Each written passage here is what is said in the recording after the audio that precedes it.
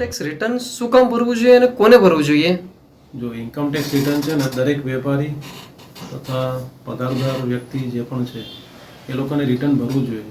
કેમ કે એનું રીઝન છે એ જેમ જેમ રિટર્ન ભરશે તો દર વર્ષે એની કેપિટલ ઇન્ક્રીઝ થશે, તો એને જ એને ભવિષ્યમાં કામ લાગશે. આપણા સમાજમાં સમજો કે કરજણ અસાના છે, તો ઇન્કમ ટેક્સ રિટર્ન હશે તો એક ઘણું વેલિડ ડોક્યુમેન્ટ છે.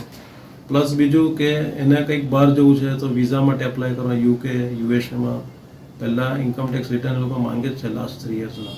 તો ઇન્કમ ટેક્સ રિટર્નના સાથે balance sheet, profit and loss account અથવા તો ઇન્કમ એક્સપેન્ડિચર એકાઉન્ટ એ આખું પ્રોપર સેટ કરીને એને આઈટી રિટર્ન ભરવું જોઈએ. અને સમયસર ભરવાથી એમાં પેનલ્ટી લાગતી નથી. જીએસટી કાયદો વેપારી માટે બહુ સરળ છે.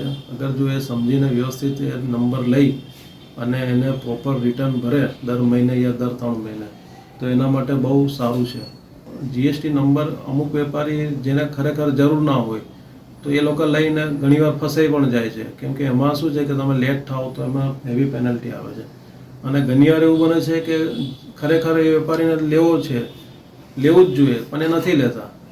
તો એ કન્ડિશનમાં શું થાય કે ગમે ત્યારે એને પ્રોબ્લેમ થાય આગળ જતાં. કેમ કે એનું ખરેખર ટર્નઓવર લાખો કરોડ રૂપિયા હોય અને ઓછી ઇન્કમ બતાવી, ઓછું ટર્નઓવર બતાવી અને જીએસટી રિટર્ન નંબર નહીં લેતા તો એને જ નુકસાન છે.